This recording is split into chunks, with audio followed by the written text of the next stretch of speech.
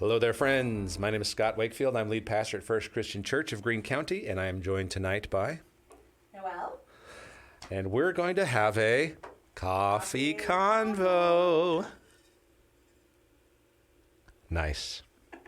That was fun. Yes. That will be the most silence that we'll have for the next 45 minutes. That's good. I don't really like silence. Was the awkward pause of about 5 seconds. It was lovely. Yes. Nice lull. Welcome to Coffee Convos. We're glad you're here. This is live. Friendly reminder, so jump in the comments. Let us know you're here and help direct the convo with our friend Noelle Smith. So let's get rolling with first question, which is not a hard one. Okay. It's easy. Good. I like a softball. Who are you? And where'd you come from? And give us some history. And how did you get to today? And what was your family background and family of origin and growing up life like? And whatever version of all that you want to tell us in a few minutes. Okay. So, much like you, I moved a lot as a kid. So I would call several homes and places, Yes. you know, the place in which my family dwelled. Uh-huh. So that would include Pennsylvania, Canada, Indiana, South Carolina, Texas, and Texas. a stint in college in Russia. Shut up. What? I didn't know about Texas. I didn't know about Canada. I didn't know about Russia. I knew about the rest. Yeah. Wow. Yeah, so my dad had a job that made us move a bit. Okay. The Russia thing, again, was college. But yeah. So you did like a semester abroad? Semester abroad, yeah, with the Council for the Christian Colleges and Universities. CCCU. Yeah, CCCU. Almost Killer like the USSR, but not. USSR, CCCU. I mean, it's all kind of the same. Back in the CCCU. Yeah. I grew up listening to the Beatles on my verboten Beatles tape. That was one of the very few non-Christian tapes that I had. Uh-huh. But this isn't about me. It's about you. So tell us more. So I'm one of 3 kids. I'm the oldest. My brother and sister are twins, and I've got... They're twins. They're twins, yeah. Cool. So when we lived in Canada, Uh-huh. I was 2.5. Mom came home with a baby. Dad came home with a baby, which is why I have so much personality. I'm not sure I see why you have so much personality Because of each that. parent had a kid, so I had to stand out, right? Okay. Twins, mom All right. had one, dad had Yes. one, a boy and a girl. Yes. Suddenly, your life was. Yeah. I must make myself known. Yes. And so when I grew up Methodist, and so when they were Christian, when they were baptized in the Methodist church as babies, infant baptism, there's a picture of my grandparents and my family. It's this lovely photograph. And then there's me, who's a total monster, a rage machine. And so like somebody has my feet and somebody has my body and I'm screaming. Really? Otherwise, it's a lovely picture. That's awesome. Take me out. I would enjoy seeing that someday. Yeah. So all that said, I love my brother and sister now. It took me a little bit to get used to them, but they are some of my dearest friends. Cool. Married to a wonderful guy named David Smith and have 2 great kids. Emma Claire is my littlest and Reagan is my biggest. And your 2 kids were... Let's see, Reagan was alive when you came to First Christian. She was 2. Yes. And I was pregnant with Emma. Emma. Yep. So I've been here, we're closing on 11 years. Cool. Yeah. Yeah. Good stuff. Do you say Emma or Emma Claire? Because I always think Emma Claire. I always say Emma Claire. Okay, you do. But we are going to the middle school, and we're maybe losing the Claire. And by we're, we mean Her. she may want to. At home, we're still Emma Claire or EC. And Mom, don't call me Emma Claire. yeah, there's so many Emmas. Who knew that was like the name of that year? So Well, there's a million Emmas. Emma Claire is kind of cool and distinctive. I think it's super cool. So the Maybe- Claire comes from my husband's grandmother. Oh, yeah? Her name is Clarice. Oh, cool. And Clarice. And so we put Clarice. we did Claire Nice. instead to honor his grandmother. Yeah, cool. And fun fact, you are Noelle Smith, but you've always been Noelle Smith. I'm Noelle Smith. Smith. Yes. Maiden name is Smith. Married name is Smith. Everybody at our wedding was a Smith. It was like, yeah. So anyway, so at Christmas we joke that it's Smithmas because Ooh, all nice. we do is see Smiths. So, Fun fact. fun fact. So, let's see. You are a Milligan College graduate. I am. Pardon me, Milligan College is where I went to school. Milligan University. Yeah, no, I didn't go there. I went to Milligan College. You're like, no. No. Where several other of our congregants also attended school. Indeed. We as a congregation have supported Milligan University for a long time. What did you like about your educational and collegiate experience? Because you've been in education now. You've been in education your whole life, in a I have sense. been in education since I was like 4, right? Preschool. So Milligan for me, the thing I like the most, and if you probably talk to anybody who talks to me, I love the humanities program. Now, Yes. for some people who are not humanities oriented, they don't like that. But it was my favorite thing, combining history and English and philosophy and art and all those things and traveling through time with them. Yep. And it was a really powerful experience. And Yeah. as an educator, I have longed to create a similar experience for students, much the same that I experienced. That's a unique thing about Milligan that's been a long-standing important part of who Milligan is, that a lot of students really appreciate as something that was formative for them in the long run. I think it made us really good at Jeopardy. And outside of just the academics, the community. It was the community at Milligan. And, if you look at the school systems in our region, the principal of Science Hill is a Milligan alum. Superintendent at Kingsport City is a Milligan alum. Indeed he is. We just have Milligan alum all over the place, just Yeah. dotting all sorts of educational houses. Yeah, good stuff. What would you say, and I'm sure we're going to get some questions like this, so let me preempt the questions. Because the questions are coming. Thank you, people. Thank you, people, for the questions that are coming. How would you characterize yourself personality-wise? Start. I was going to ask some things. I was going to say this or this, but you tell me. I'm an extrovert, an Enneagram 7. What is a 7? I'm not that familiar with Enneagram. You need to do it? Oh, I've done it. I know what I am. Listen, the Myers-Briggs, no offense to them, but that never stuck with me.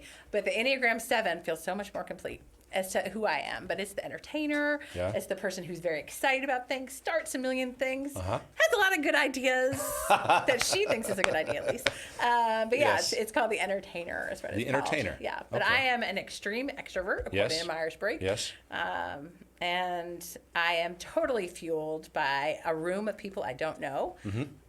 I don't know. I'm ever so excited. I love it. I love meeting new people. Yeah, I'm an extreme extrovert. I've learned to have to be different in how I live and interact, etc., and kind of hold back. Not because I don't. Yeah. I understand. Because being the extreme extrovert that I am on the inside all the time,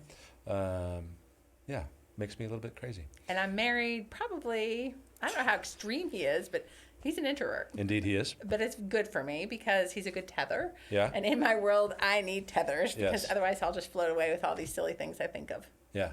So have you ever done the DISC profile? No. Do you know DISC well? No.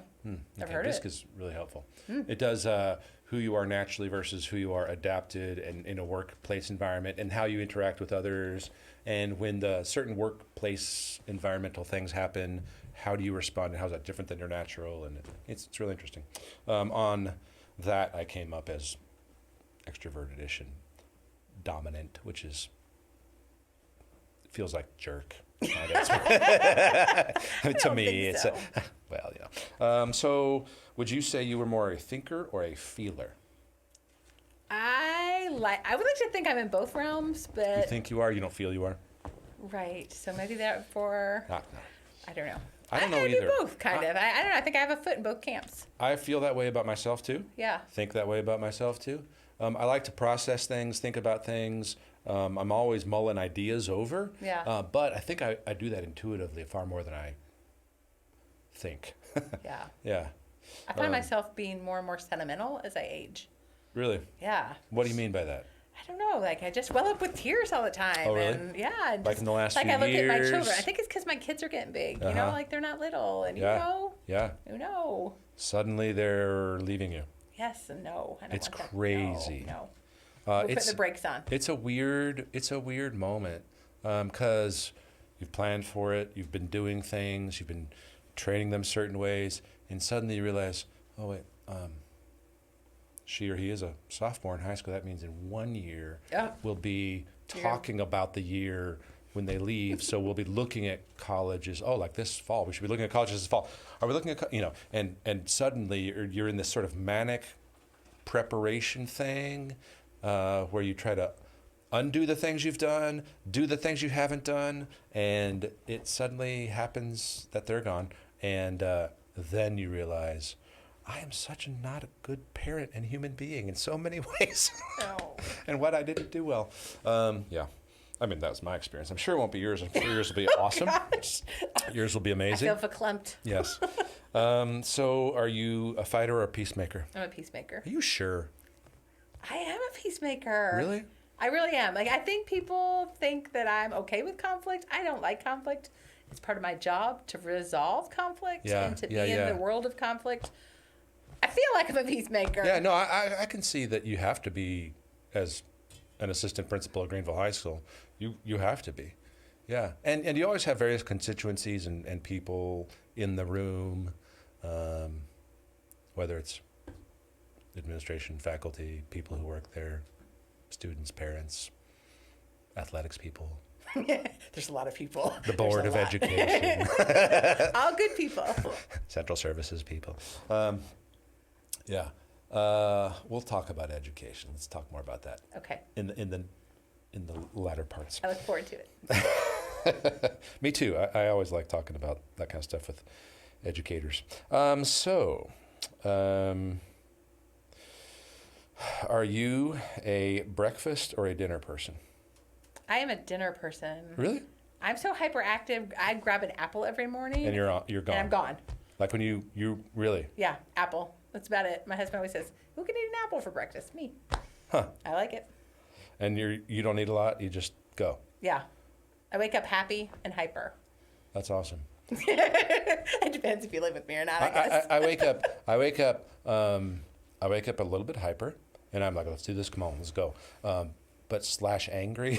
Oh, no. Like, I got so much to do today. Let's get it going. Not angry, but I mean like focused. Driven. Yeah, driven. Yeah. Absolutely. Difference. I never wake up happy, basically. I'm just happy I wake up every day. Like, I get another shot at this thing. I am all day. happy I wake up. I'm not, Yeah. but I don't wake up happy. I wake up like, let's do this. Come on. Rainy days, I struggle a little bit because I'm outside on bus duty. I'm like, oh, this is going to be not so fun. Those are the days I wear workout clothes to the beginning part of work and I change later, so I have dry pants. Nice. All right, so we have some questions. Oh, no. Indeed. We love Noelle at our house. Thanks for all you do for Greenville's kids. Thank you. Says Kendra Hinkle. Oh, yay. And Kara Werner jumps in there and say, hey. Hey, Kara Werner. What's it like to see... Ooh, let's wait for that one. That's a good question. We'll wait for that one a little bit later. We'll get into some educational stuff. Okay, I love it. Do you still play baritone? That's a hilarious one. So I brought out the baritone. I was a band kid, so that's part of my identity, who I was. Of course you were a band kid. And I was low brass because we had class. Yeah, so listen, my mom wanted me to play the flute. That was never going to happen. Too many girls. I considered the flute. I liked boys. I wanted to sit with the boys. So boys have no drama. I'm a history major. Again, lots of boys, no drama. I'm a no drama kind of girl. Yeah. Don't like the drama. Yeah. So baritone, I don't really play anymore. But through high school? I played all through high school. Nice. And I Were you in South Carolina at the time? I was in Irmo. Okay. So that's where I went to church, Dutch Fork Christian Church, Indeed. which no longer exists. Yeah. Yes. That's a funny. Who asked that question? Nathan Dickerson. Oh. Yeah. What has been your favorite international trip? Israel. Yeah? Yeah. Tell us why. So I did not like, this is going to sound awful. I mean, I'm in church. I did not like the area of Golgotha. I did not like Calvary because it was so ornate and commercialized. It felt like Gatlinburg of Jesus. But I loved being in the town where Jesus grew up. I loved Nazareth. I loved Capernaum. It was an archaeological dig. There was the White Synagogue there. And I could look and see the Sea of Galilee. Yep. I could see myself walking from Nazareth to Capernaum. We drove. But it was amazing to step in the areas where Jesus was. And you could feel him there, in my opinion. But to be at the Sea of Galilee was really powerful. And to be at the Wailing Wall, which they would call in Israel the Western Wall, was also equally powerful. Yeah, I bet. So I've heard similar things many times about the experience of, there's the commercialized parts and some of the, I don't know how to say it, but the churchified parts where you've got various religious constituencies and their parts of things, and but then you get out a bit to where Jesus walked and lived and where people, normal people, live outside of that. Yeah, and to see the land, to eat the food. Yeah, see it's the animals. smaller than people think in tons of ways. Yes. It's much more compressed. One of the unique features of all that geography. Why am I talking about this? But anyway, it made me think of it. Is how it's all the extremes, some of the most extremes in the entire planet, but scrunched into a very small space. Yes. Yeah, it's crazy. Good and stuff. Beautiful. Yep. Yeah. So while we're talking about plus I really like olives and I have great olives. Gross. I love olives. There's not an olive I've ever met I didn't like. Really? I love them all.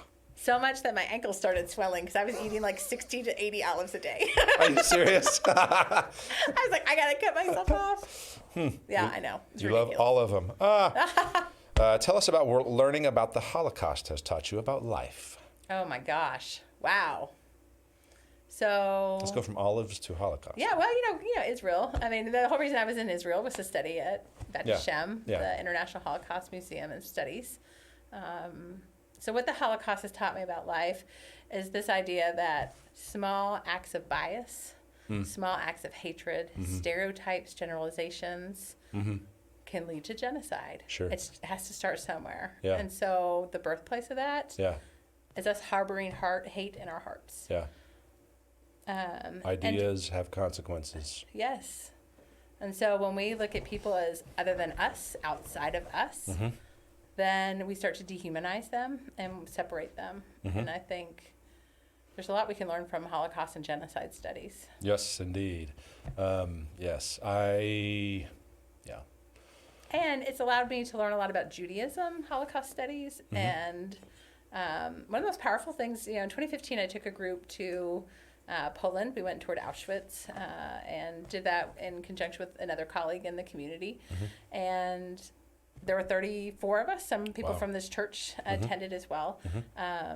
But prior to going, we went and did Shabbat at Temple Bethel in Knoxville. Oh, cool. And that was really, really powerful to go do the elements of worship. They allow Protestants or anybody, you don't have to be anything, to come in early to learn about the Torah and the elements of how the service goes. And you could see so much of Jesus in that whole experience. Yeah. A lot of the,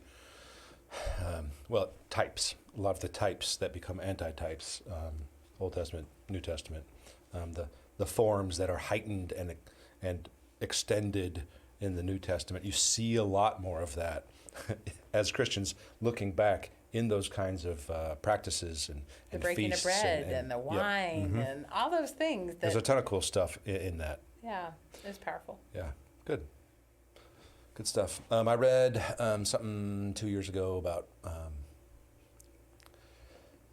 It wasn't quite a history of all genocide, but it was some theological takes on a number of genocidal moments in history. It was fascinating for how terrible, not fascinating in a good way, but I mean it was fascinating to see throughout every single genocidal movement. In fact, the book I read accounted for all genocidal stuff because the person had done studies of all of them. But they were highlighting a few of them along the way to say these kinds of things are examples where you think, in a sense, this is true, of course, it's the Hitlers. I mean, like you said, it's the ideas that we have that take form against the other. And we think about Hitler as the thing, right, in the Holocaust, which, of course, is sensible to say that. Right. However, writ large, it's person after person after person after person after person who followed him, who carried out those acts. Who benefited from the laws. Hitler never did anything against the law. He law. almost literally didn't do one thing to carry out all of that. No. Not one. Right. But it's the person on the ground, the regular old neighbor who you wouldn't think would do or say the things they did. How quickly humanity can turn on its side against Yeah. their fellow man. Yeah. Yeah. It's your neighbor who carries out the genocide. It's Yeah. not Hitler. It's the neighbor. Yeah. That was the part of reading through that. Man, we went deep in. Yeah. Sorry, that was really heavy. But that was the part that was fascinating to me about all that, is how it's your neighbor that carries it out. It wasn't Hitler. Right. He led it. Right. It was his idea. I mean, Society allowed and gave authority and gave Yes. credence and gave the feet and the march and the hands and the arms Yes. to choke yes, the Jewish population. And one thing I thought about that is we have much more, in a sense, we have much more power to keep those kinds of things at bay socioculturally at a local level than we think we do. Yeah. Much, much more. Regardless of what's going on outside of us, beyond us, at other political and power levels. Yeah, interesting. Sorry about that. I can talk all day. We could do a whole other show. I know, me too. I'm like, let's keep talking about that. No, we want to know what your favorite food is that you don't get to eat much. Oh, that's out of olives. I really like a Greek dish called spanakopita. Oh, my And you don't get goodness. that here, but it's a Greek spinach pie. And Greek spinach pie? It's delightful. I can't tell you how disgusting that sounds to me. I love it. It's one of my favorite things. Really? Yeah. Anybody who knows me well knows spanakopita. What's it called? Spanakopita. Spanakopita. I can get it at Greek restaurants sometimes. So there's a place in Columbia where my parents live. Okay, We go there. cool. But or Greek festivals. Do they have it at the Mad Greek in Johnson City? Yeah, they do. As an appetizer, not as a full entree. Share one of your most embarrassing moments. Oh, like my whole life. I don't know. But I'm pretty wide. How'd you choose just one? I am pretty wide open. So there was a time that, so I taught geography for a long time, and I loved teaching geography because I wanted to bring the world to my small little classroom at South Greene High School. Yes, indeed. When I taught there. And so we were doing a unit on the Norwegian countries. And my sister was living in Sweden at the time. And so she sent us a can of pickled herring. And I kept this can of pickled herring on my desk. And so I kept telling the kids, like, guys, when we get there, every unit we had food. So when we get to the Norwegian, Norway, Sweden, Finland, Iceland, Denmark, when we get to those 5 countries, I'm like, we have a special treat today, guys. I was pregnant with Emma at the time, and I had carpal tunnel. So I had a can opener. It was like a big, giant can of tuna. And so I asked this boy in the class, would you mind opening this? Well, as he opened it, the pickled herring exploded Awesome. all over this young man. Awesome. It hit the ceiling. It hit the walls. A child just started throwing up in the class. Yes. 2 teachers ran over immediately and said, what have you done? Yeah. And the basement was evacuated for 2 days and my classroom scrubbed down with bleach. Are you 'Cause serious? It smelled Ugh. like rotten herring. I believe. That's It was bad. Nice. It was bad. Nice. So that was a moment, but I had several of those hiccups along the way. It's amazing that they kept me employed and allowed me to bring the world to the high school all the time. But Yes. it's always something. So that was one. That is one. That is one. That is certainly going to qualify. Pickled herring sounds totally disgusting. I can't imagine. So when I was in Totally Israel, it's the disgusting. only time I've ever seen it on the menu. They had it for breakfast one morning, and I took a picture for my students in South Greene at that time, in that moment. Like, here you go, guys. Somebody out there is eating this junk. Hey, Sarah. Thanks for jumping in. Love Noelle here. Says, would you share a quote, song, or a book that's giving you life right now? A quote, song, or a book that's giving you life right now. Quote, song, or book.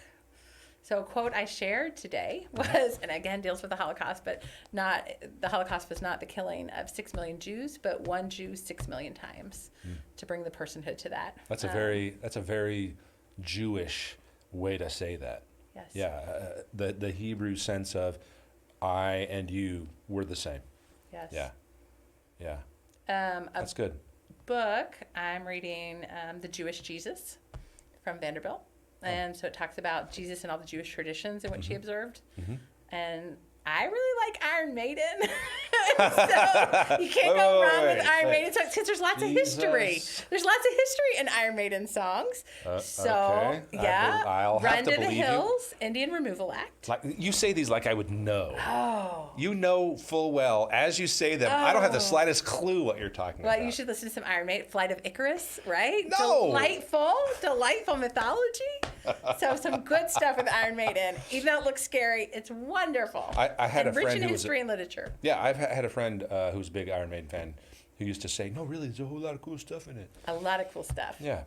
Tell us a little bit about that whole world, about you and David liking such music. So I grew up with a mother who was very much like Tipper Gore. 1980s, rock and roll was of the devil.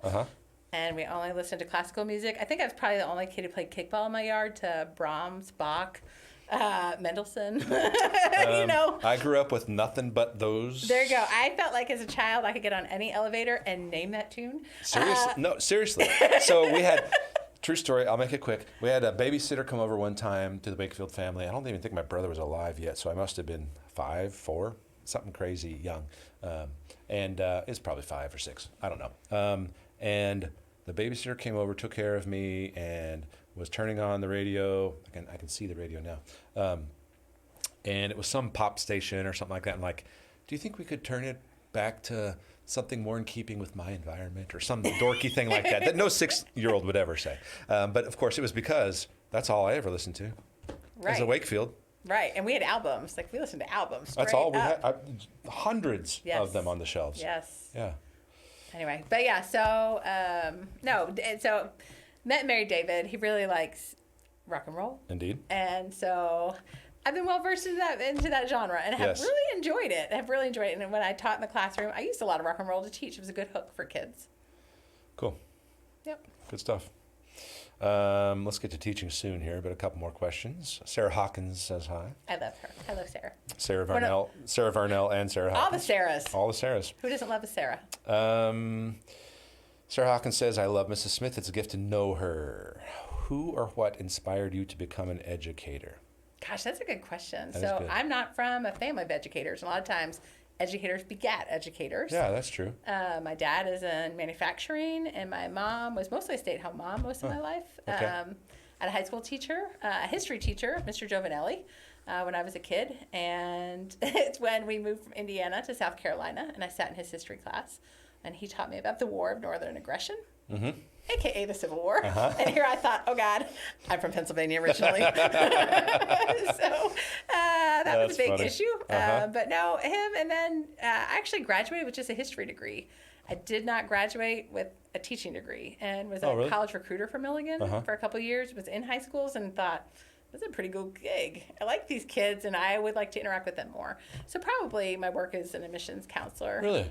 Yeah, really. It got me into the high schools all the time. I had just kind of assumed you were doing education coming out of college as the thing that you were headed toward. I don't know what my dad told me 4 years. Like, I'm done in 4 years. You get no more money. Yeah. So I got a history degree and a Russian studies minor. Nice. So totally marketable. I don't know what I was going to do with that. Totally Thank God Milligan hired me. That's good stuff. So let's talk education more. Tyson says, we know you love GHS and SGHS, but if you had to leave and do something else, what would you do if you weren't in education? I think I'd like to be a travel writer. A travel writer? Yes. Yeah. I think I would like that. That'd be a fun gig. That'd be a great gig. Yeah, an awesome gig. I could just call it something about olives. I don't know. She's in Greece again? Yeah. Oh my gosh. Spain, Greece, all these great places. So, what up, Sally? She says, Sally Fletcher says, Noelle Smith's amazing. I love her and all she does for the kids and adults of Greenville City's schools and all others. Hello, Sally. If you were able to choose one class you wish every high school student would take, what class would that be? Maybe a civics class. Learn how to be citizens, learn how to give back, learn how to be part of an integral part of the community. Indeed, I agree. Yes. I haven't serve been and to volunteer. I haven't been to 2 of the 3 of the,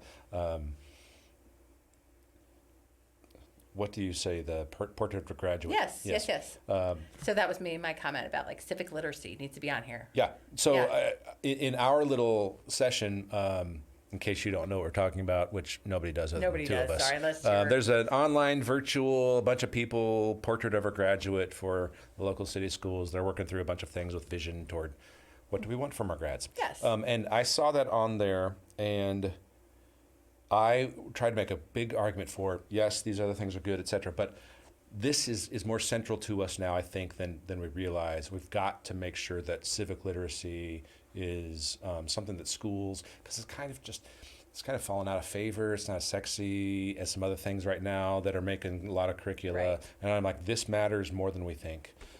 So my joke, not joke, is I want to have a humanities high school that focuses on civic justice and civic duty and how do we, because who are you going to mobilize more? Kids who are 15, 18 years old, those kids are going to change the world. They believe it, they know it, and they have visions for it. And we don't entrust them with that vision to do anything. Yeah, it's good. So civics. Another part of this question says, how about a class that's not currently offered? So civics is kind of sort of offered. It's our government class. Sure. So it'd be Holocaust studies. And I would teach it. There we go. Okay, that was not easy. that hard. That was easy. Sure. What's a class you think most students don't take, but they're missing out because they don't, typically? That's a good question. I think for kids who are not artistically bent, maybe the band and chorus, learning how to sing and create. Our kids don't create the creative enough. arts like that, So they're painting. I feel like kids need a creative outlet, and I feel like that's not an area that we invest a lot of time in. I agree. And every study shows, well, basically, most of the studies show that the kids who are involved in those kinds of creative musical arts almost across the board do better academically in the long run than anybody else. Right. And I think it spurs curiosity. And who are we for not curious? Yeah, for sure. How That do you is learn? what learning is. Yeah. I'm surprised the older I get, the more I realize how many people, their learning continues to just kind of wane over time. I don't know if that's quite, I'd say, typical, but so few people, it looks like to me, are lifelong learners in ways that I think obviously you embody. What are some things that you see that we're not doing to encourage people to be lifelong learners? We don't want to lean into the hard. We want easy conversations. Do you agree with this? Yes or no? Do you want to learn this? Yes or no? But there's no dabbling in the gray. You think this, and I think this, and there's no pursuit of the art of conversation. We can't lean into the yuck or to the hard or to the challenging. It's either definitive. It's binary. Are you seeing that a lot in education more recently? Has that been emerging for a number of years, decades, et cetera? I think that has been a big push in the last few years, but there's this binary thing. I think we see it in the colleges, that professors are losing their jobs because they're offering a contrary opinion. And I always felt like as a teacher, if the bulk of my students believed this, I would often take the opposite side, whether I believed it or not. And they never knew what I believed. Just to push them, just to challenge them, because I think to be challenged is to grow. I remember some of my most helpful high school, but also especially in college, professors. I'd go away frustrated because I'd think, man, I want to know what do you think?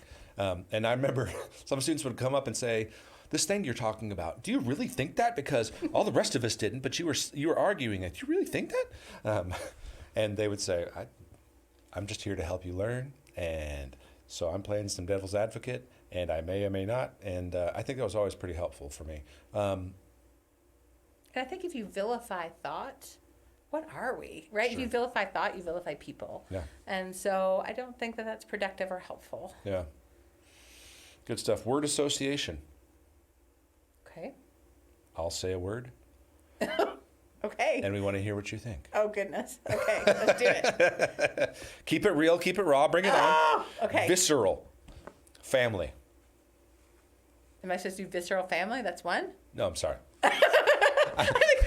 Oh my God. I don't even know where to go with that. What is visceral? What is a visceral family? I don't know. No, I just meant like keep it real, keep it raw. Okay, yes. We want visceral. Okay, that's all. fine. Yeah. Family. Love. Kids. Angst. Also love. Stress. Expensive. Just kidding. Hashtag true. Yeah. School. Community. Play. Necessary. Pastor. Rad. Awesome. The best. Gnarly. Wicked. Bodacious. That's what everybody's saying. Gnarly. Bodacious. Work. No boundaries. I struggle with boundaries and work. Mm. My work is much the same as yours, and we've had these conversations We before, have. Scott. Let's keep having this conversation in front of everybody. In front of everybody. So when you serve in roles like we do, which Yeah. are servant leadership, Mm-hmm. tending to the flock, tending to the needs. Mm-hmm. You know, when I go to the grocery store, I'm on, right? Because that's where my kids are. They're working there. They got their first time job. I'm taking their picture. I'm tweeting them out. Everywhere like, can you I go. get your picture? I'm That's at right. McDonald's in the drive-thru. I'm taking Yes. their picture, putting Yes. it on Facebook. Yeah.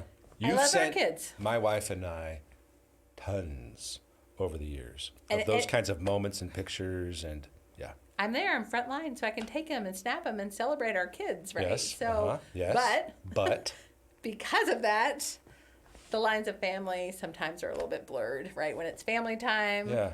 But then my kids are there. They're serving us at the table. It's hard for me not to celebrate them as well as my own biological kids, right? So I always talk about two kids. I have my school kids, Right. my biological kids. Right. And work is a boundary issue for me a lot of times. Yeah. How has that changed for you from being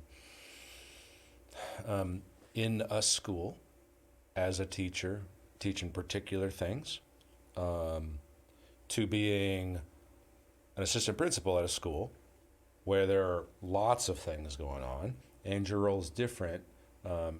It's all part of the same, hey, let's make sure we educate these kids and prepare them, make them future ready, one might say. Future ready. One might say. Better together. How has that changed some for you over time, different contexts? As a teacher, I felt in control of my day. I had an agenda. I went good. in and I could Yeah. exact that agenda more or less. Uh-huh. I had 90 kids a semester to love and serve. And generally, I was in a seat where kids respected me and I respected them, Yeah. and we had great camaraderie And you could have that personal connection, I could. relationship. all the time, and Yeah, yeah. deep. It was a deep connection because I only Yes. had 90, and that was like the most I had, 90 kids in a semester. Yeah. Sometimes it'd be 60 or 70 or 80. And I could work in the realm I loved. I love social studies. I love the study of history. And, you know, to me, it's all day long storytelling, right? Tell kids stories and let them tell me stories and talk about how these lines blur and how things intersect. Moving to that seat of an assistant principal was a huge shift because all of a sudden nobody knew me in the school that I now served. And people didn't like me because of the seat I was in. So I don't know if it was they didn't like me, but they weren't very trustful initially.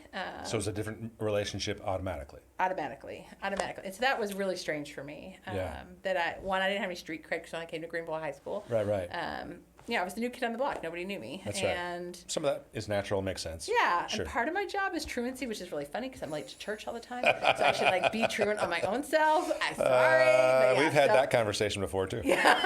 So anyway, so part of that's there.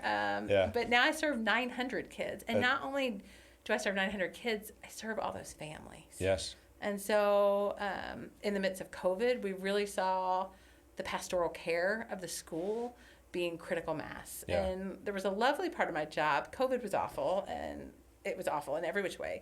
But the first 9 weeks-ish of school, we had no students. I went out every day to kids' homes. I got to meet kids where they were. I could see if they needed physical needs, and many did. You know, we were bringing internet routers out to them. We were Yes. bringing food to them. Uh-huh. We were trying to connect them with services.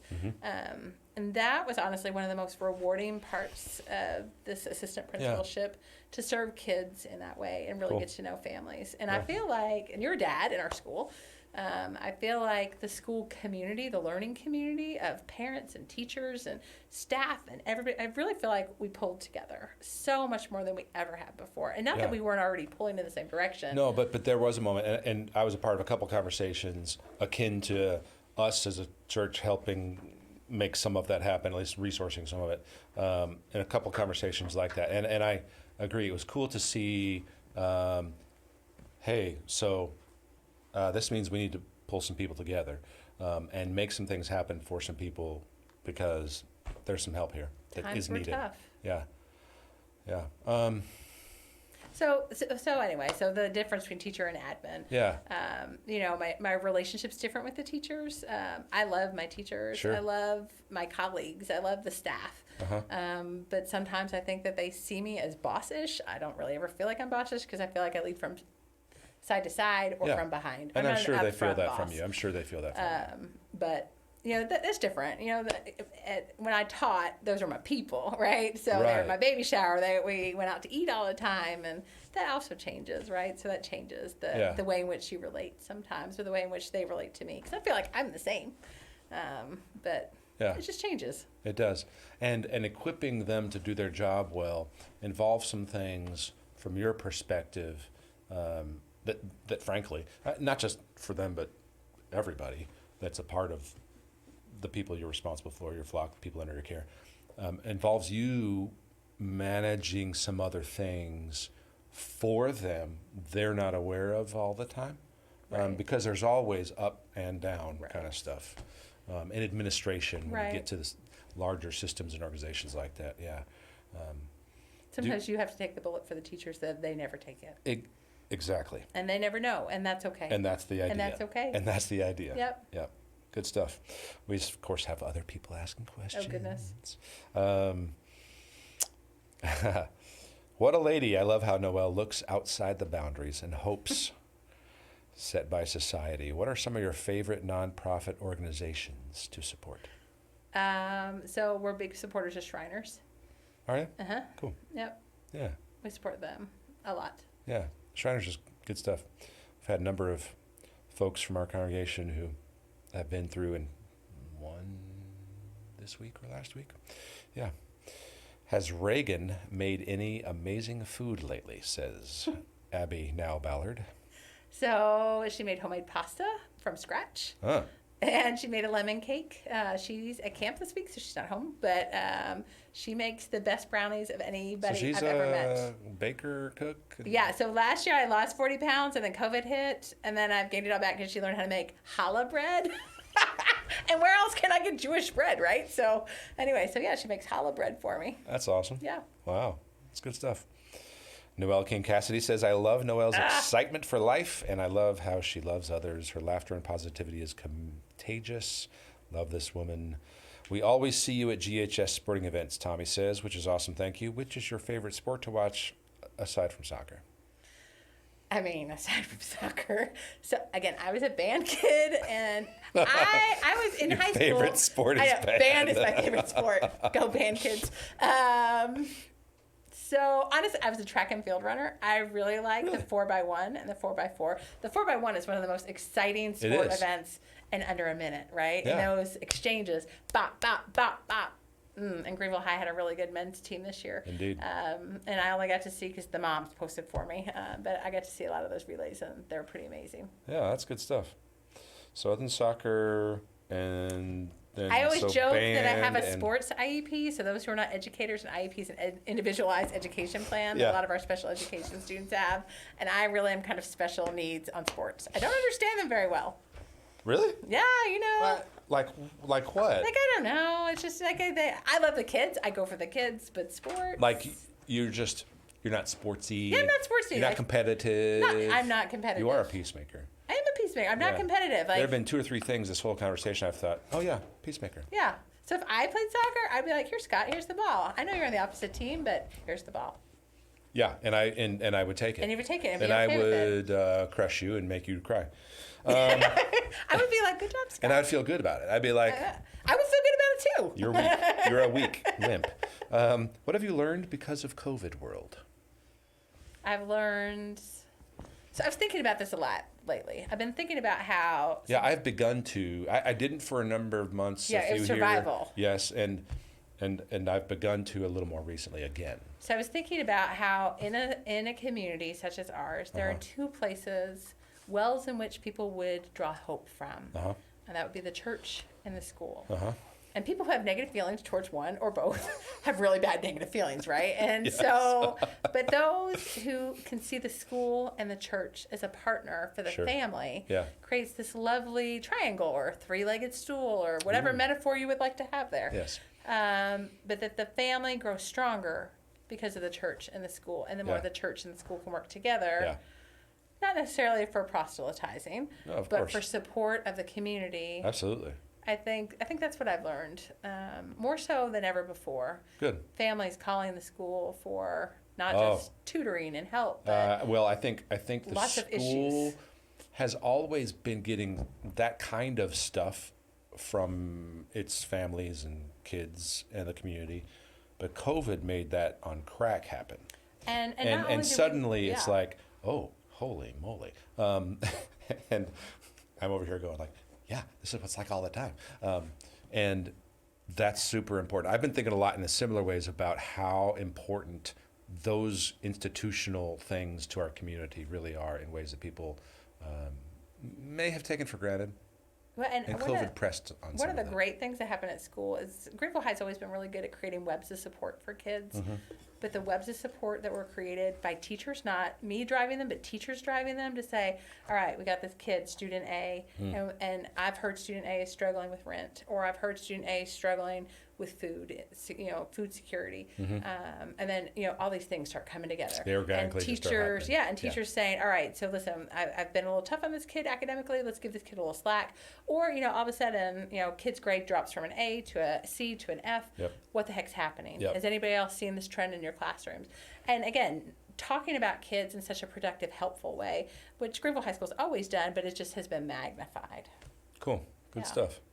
By the way, I have met over the years a number of folks that were former students of yours at South Greene who love you. The likes of Sarah Hawkins, who was on here asking questions, who said something about appreciating you just a week and a half ago in a conversation I had with her. So thanks for being awesome It's delightful to serve the community and to serve families and and faithful kids. in education. Yep. That's a big deal. That's not nothing. So we have a few more minutes left, but I want to ask a couple more few more questions. Okay. What are you excited or encouraged about? I'm excited about maybe starting a school year normally. That is. And I'm excited about going on vacation soon. And leaving But all my first- technology behind. You're not a big tech fan, are you? No, I some mean, I love ways. social media. Well, yeah, but you're not like. I'm not Okay. techie, but Or I like social techie. media. Yeah. I like, showcasing kids. Oh yeah, sure. Yeah. Yeah. Okay. All right. Granted. I like email. I say this voice was made for email. What would you say God's currently teaching you? So I've been really convicted about stillness lately. I'm very hyperactive. Mm-hmm. My mind is hyperactive. I have a million different thoughts, and so I've been really convicted about Yeah. being still, entering into periods of meditation potentially, and so there's been a little bit of that. Yeah. Yeah. Be still and know I'm God. That God comes in, is it Second Kings, in the form of a gentle wind. Yeah. But you have to be still to hear the gentle wind. Yeah. And so, yeah, that's it. That's a challenge. Yeah. Yeah. There's language in a couple places about he whispers in Yes. that. Yeah. I can see that, and for you, but also for me. I am medicated to keep myself not spazzy all the time. and there have been moments of my life where I wake up and I go. And it's been a long, hard slog to get to the place where I wake up and I'm driven and I want to do things, but I'm, now for 10 to 15-ish years. It's funny how you get to a certain age and forget exactly how long things have happened. But for at least the last 10 to 15 years, I'm driven and I want to get things done and I know how to do it for the day. But that drivenness to get those things done has now become, I can't wait to have quiet, still time at the beginning of the day. Because if I don't do that, I'm done. I can't do the day successfully. Yeah, that's a super important part of one's relationship with God in a way that informs everything you're going to do and who you're going to be and how you're going to interact with people throughout the day, in a way that's faithful. Yeah, good stuff. Anything you'd like to say to the world as we conclude our conversation? Support your public schools. Support your teachers. Be nice to each other. Yeah. I would also say it doesn't matter that your kid's a 4.0 if they're not a nice person. Yeah, for sure. Raise up nice kids who care about others. Yeah, absolutely. Volunteer. Step in somebody else's shoes. Yeah. We have it pretty good. Indeed. Yeah, we're